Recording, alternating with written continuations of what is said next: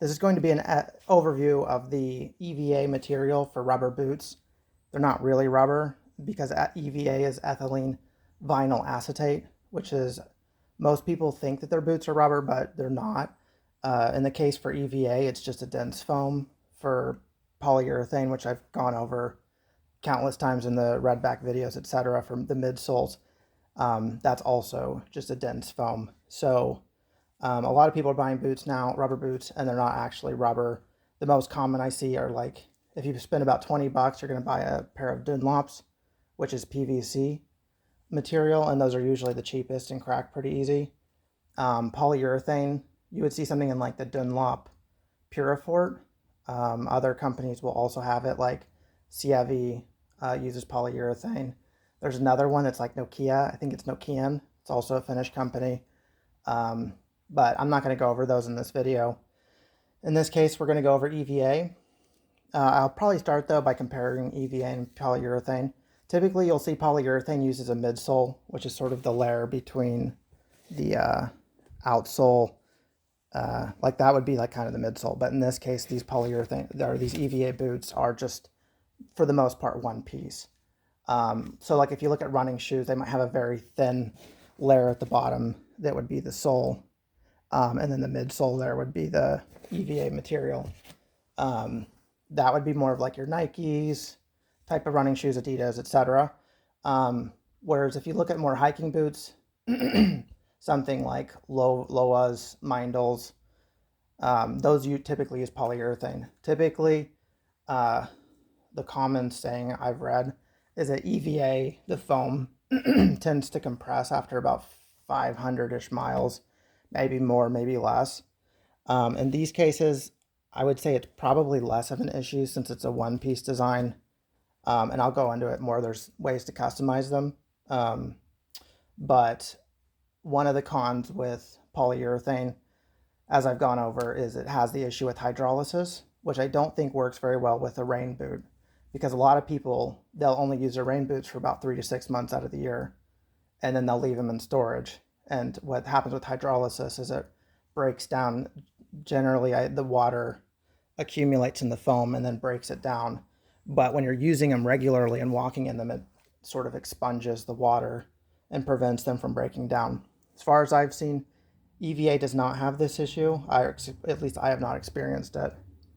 But if you're going to have rain boots, unless you're going to wear your Nokians or CEVA polyurethane boots or your Dunlop Puriforts all year, you're going to have that issue with them breaking down over time, unless you're using them like as lawnmower boots at once every couple weeks, etc. So that would be one of my cons specifically with polyurethane with rain boots. Someone that lives in a really wet environment, or like farmers, they might end up using them all the time and it wouldn't be an issue. One other thing, polyurethane typically weighs a little bit more as well. So with a polyurethane boot, you're typically going to be looking at, for like something like this, you're going to be looking at something that's about 4 pounds. I'll go into the weight in these for a second. So that's kind of the cons with polyurethane. Cons with EVA material, just so you know, EVA, one of the one-piece EVAs is Crocs, as you might see with these ugly boys. I've never seen these on the store. I only got these on eBay or, yeah, eBay. So I'm not exactly sure where to get them, but they have other rain boots on Wetline. These run about 70 bucks. So again, this EVA is the same material that your Crocs are made of. And so one advantage too, I've seen, a lot of times like the outsole will start to peel off, but because these EVAs are typically just one, sort of a one piece, you don't have that, run into that same issue. However, there's 2 issues I will go with EVA that I've noticed. Even though in my cases, like my Crocs have lasted, I don't know, 8 years and they're fine, even though I don't use them hiking or anything. EVA will shrink in the sun. So if you kind of leave it in a car or you leave it out in the sunlight, kind of in a situation that you wouldn't wear them on your feet, there's a chance that the material might shrink. I haven't tried it where it's like you like wash wool to see if it will only shrink to a certain extent. So just something I wouldn't recommend. I wouldn't leave them out on the porch. Another thing too, you'd see the same thing on the Crocs, by the way, with EVA, is because it's a light foam, you could have something in theory penetrate the material, something like a thorn. The biggest thorns I have in my area are blackberries, so it's never been an issue. I have seen them put in dents, but I've never seen them puncture through. But when you have something like Crocs, it's an extremely, that bottom is very thick. These ones here too, these Torvis, very thick. Same thing for the Nordmans. Here, very thick. I'll go into the outsole there in a minute. There's just a little different. And this is, the Tingley here is probably the thinnest, but this is probably also the cheapest boot. If I recall, these were about new. I think these are about 50. I think new, those are about 60. If you get the full length of the Tingley, they're about 60 as well. I think these, where they're come from, they're only like 40, and they're made in Russia, both of these. The Nordman and Torvis. But they're, since I had to export them, they're a little bit more expensive. So those would be my two issues with EVA. Again, the shrinking, if you leave them out in the sun, and then as well as the chance of something puncturing. I'd be careful around nails or something. So you see a lot of these, though, the EVA material in like waders. So people still wear them in the rivers. It's not like it's an issue. I'd be more concerned about something like a nail. All right, let's go into weight. So one of the advantages with EVA is it is extremely lightweight in comparison. So again, if you go into a polyurethane boot, you're generally going to be talking about 4 pounds. If you're actually going to be getting a legit rubber boot, you're probably looking more at 5 pounds. So I'll try to list all the options I know of that I have read. I think there's only about 3 to 4 legit rubber boot manufacturers I've seen still. But rubber has its own issues too. You need to know about rubber.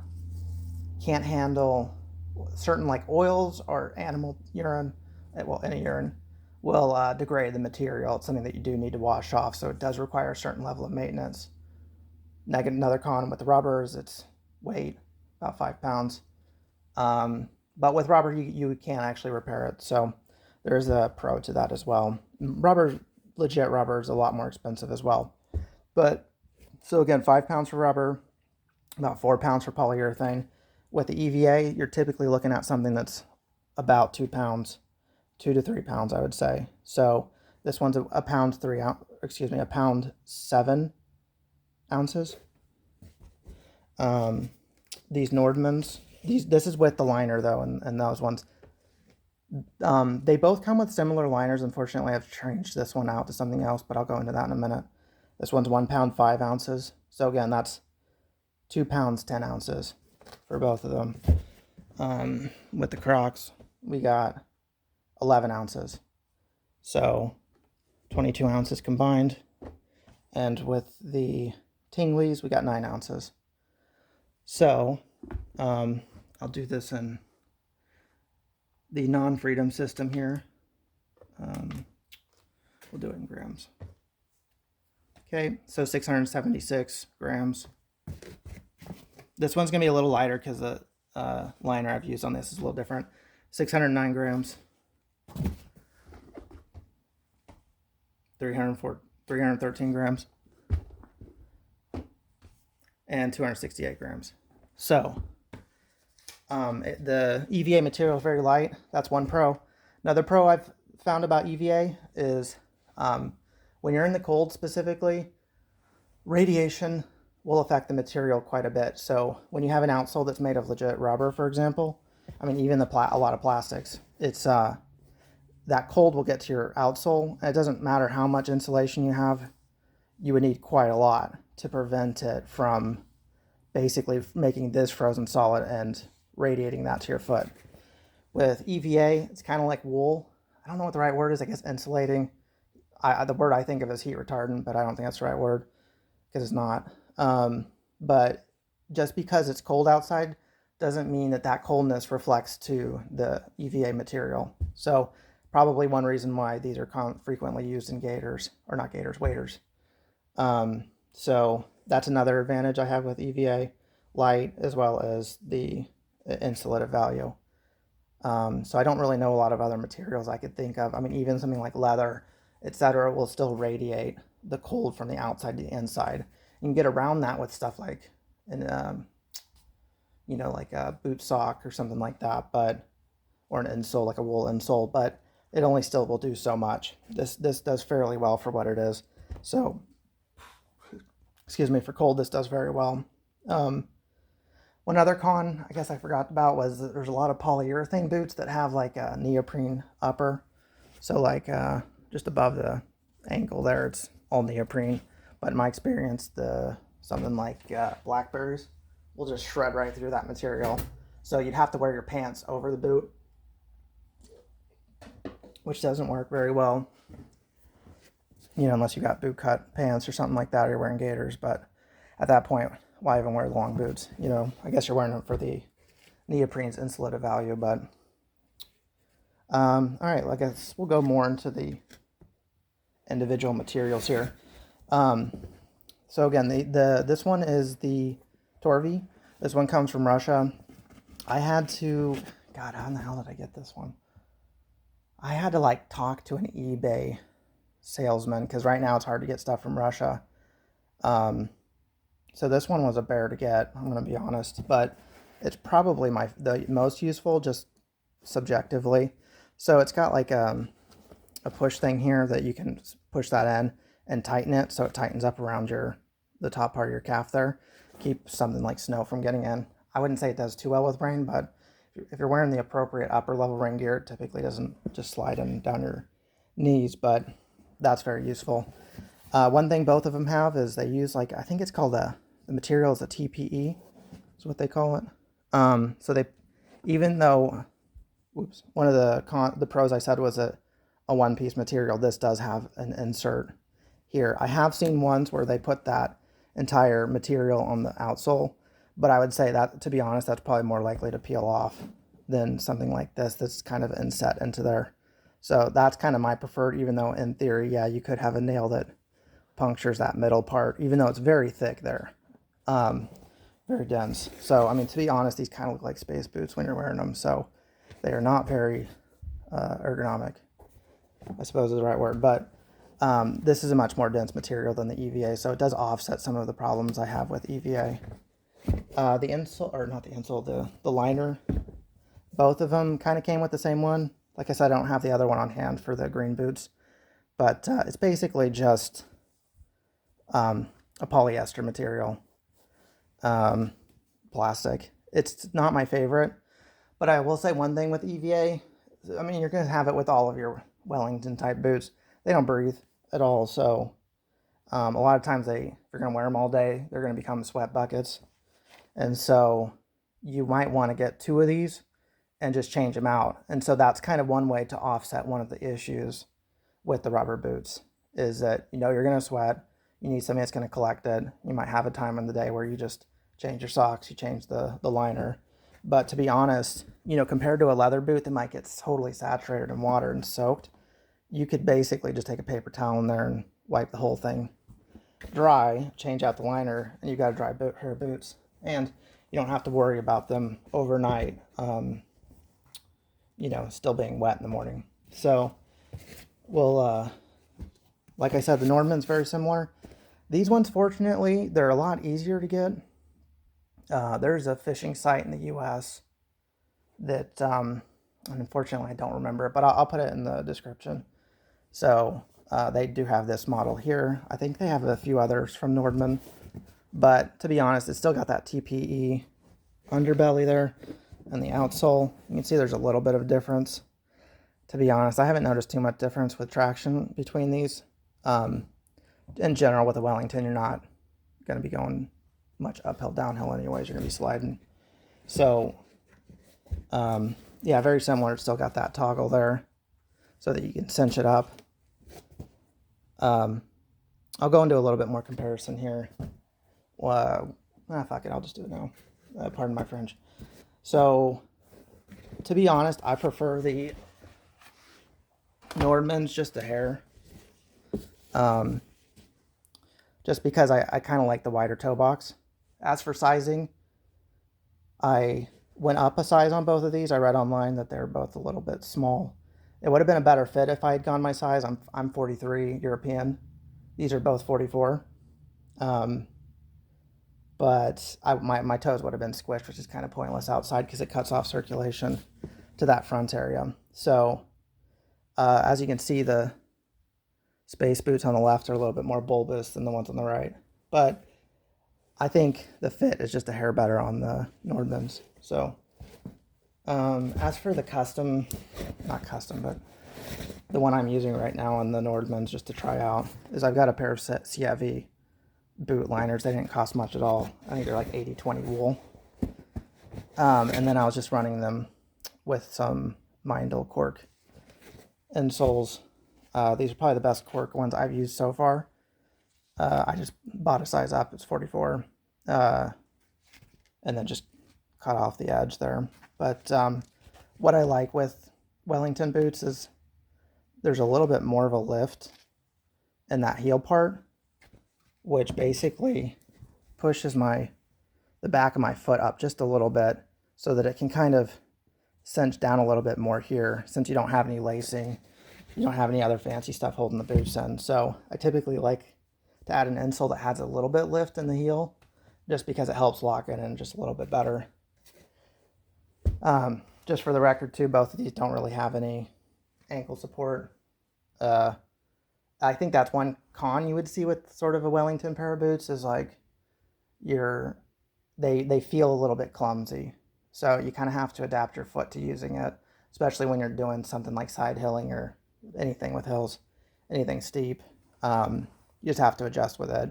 I've used both of them fishing quite a bit, and like I said, you just have to kind of find a way to wear them. But I mean, to be honest, you're going to get more ankle support with the liner, which is still nothing compared to the actual boot itself, because there's no way to cinch it. And I've thought about it too. It's like, I don't even know which way they could make to cinch it. I mean, just wrap a strap around there.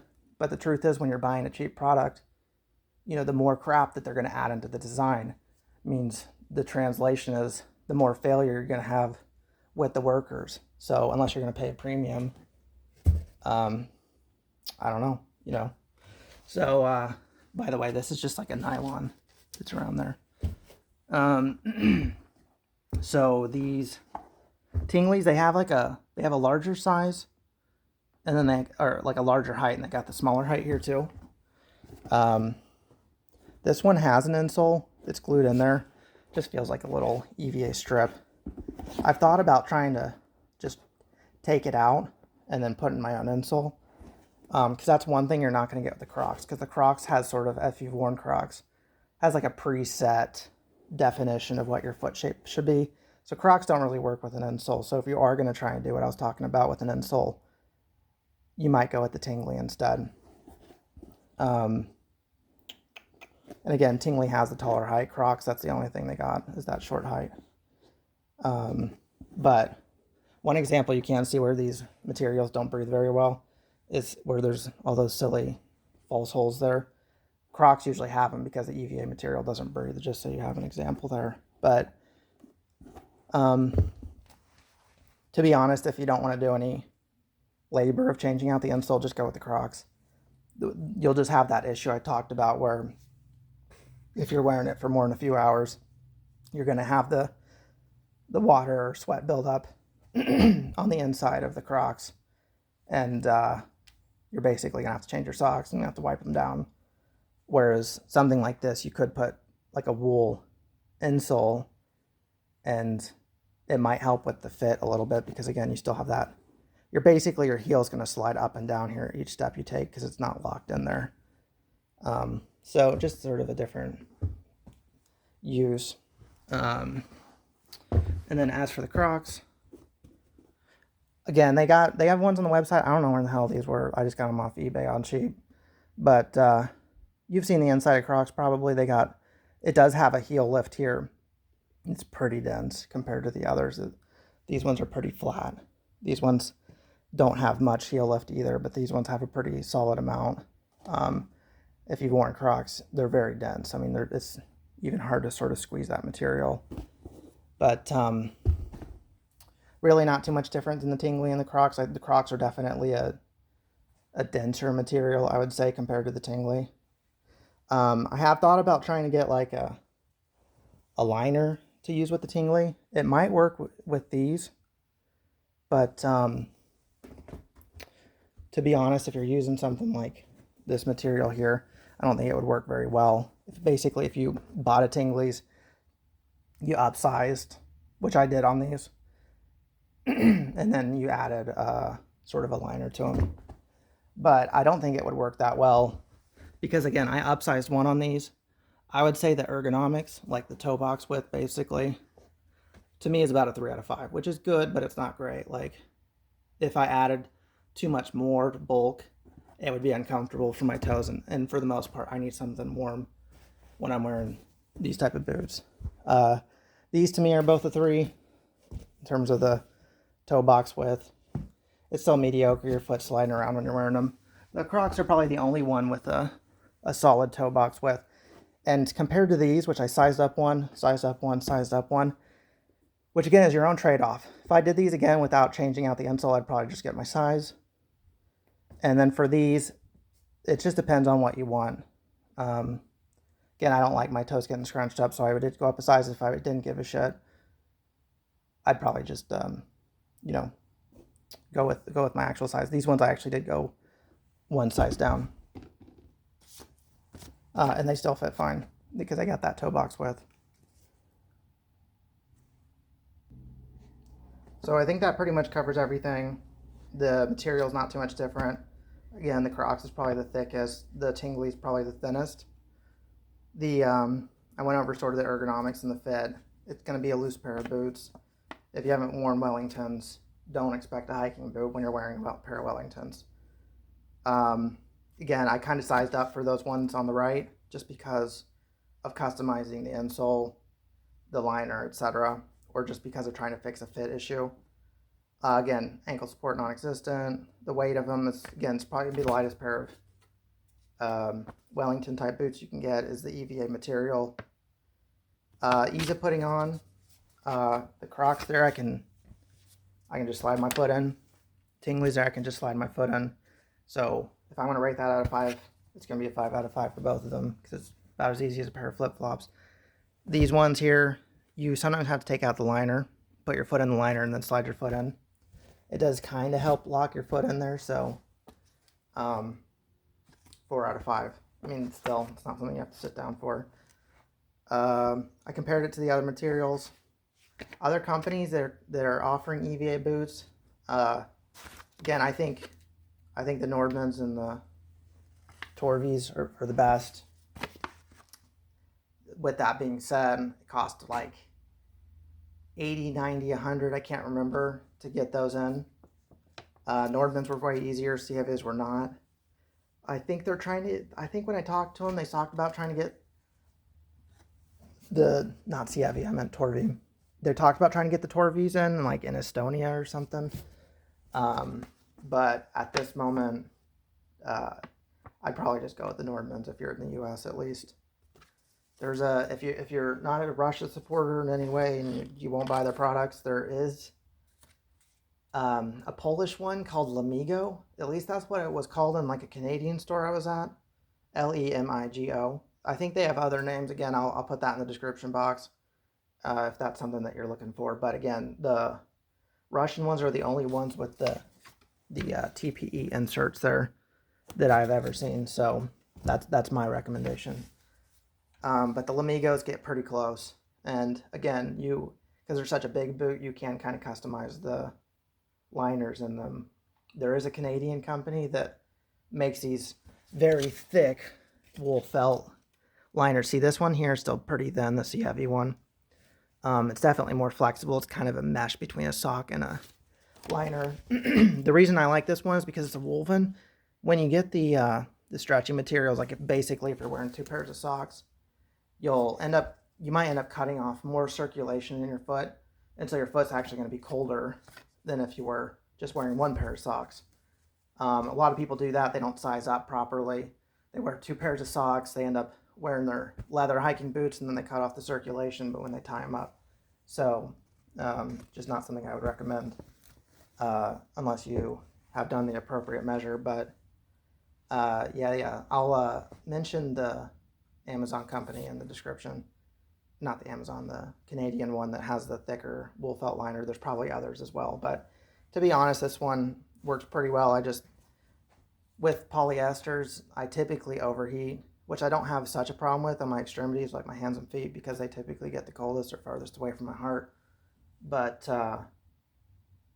it's also something I prefer. Wool at least handles the wet a little better, and then I don't want to go with that analogy people use where it's like 70% wet and it's still warm. I can't confirm that, but I would say at least is to a certain extent. Whereas if you have something ultra hot like the polyester, you're more likely to soak it faster because it's too damn hot, and then your feet are cold. So yeah, just give you some options there on how you can customize these things and the pros and cons of them. I think I did a pretty good job comparing it to the other materials. Like I said, the other materials are polyurethane, which again is dense foam. I don't really need to go over this too much. I mean, I already did. So anyways,